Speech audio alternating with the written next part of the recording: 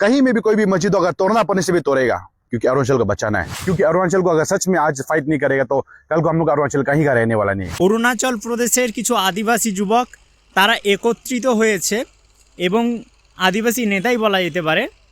তারা সেখানকার স্থানীয় যে মসজিদগুলি রয়েছে সেখানে তারা তল্লাশি চালাচ্ছে এবং সেখানে গিয়ে দেখছে যে কতগুলি সেখানে নামাজ আদায় করতে আসে লোক বা কোনো ইলিগাল অ্যাক্টিভিটি হচ্ছে কি না, কেন এগুলিকে তারা করছে। তারা कदम में सुबह से लेकर रात तक घूमे, आपका हर 10 कदम में आपको एक मियाँ जरूर दिखाई देगा, एक बांग्लादेशी जरूर दिखाई देगा। तो हिम्मत से बातचीत करते, इतना हिम्मत से मीडिया में निकल के आते, तो तुम लोग कल को जब 10% भी होगा, 15% होगा, तब तुम लोग एटीट्यूड क्या होगा।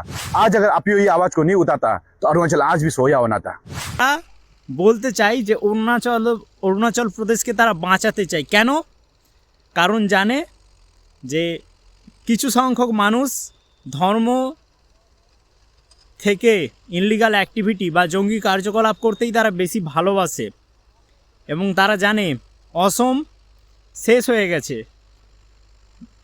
অনুপ্রবেশকারী বাংলাদেশ এবং অন্যান্য বিভিন্ন মানুষজনের দ্বারা অসম পশ্চিমবাংলা শেষ হয়ে গেছে।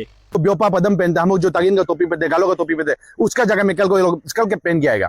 हम लोग जो अपना पारी एजे पहनते, हम लोग अपना जो गालू पहनते, वो कोट का जगह में कल को कुर्ता पहन के घूमेगा। তারা অরুণাচল প্রদেশকে বাঁচাতে চায়, তাই তারা দলবদ্ধভাবে তারা বিভিন্ন কর্মযজ্ঞ পরিচালনা করছে। এখন কথা হচ্ছে, আমাদের পশ্চিমবঙ্গের হিন্দুরা কি এখনও ঘুমিয়ে থাকবে? তারা কবে জেগে উঠবে?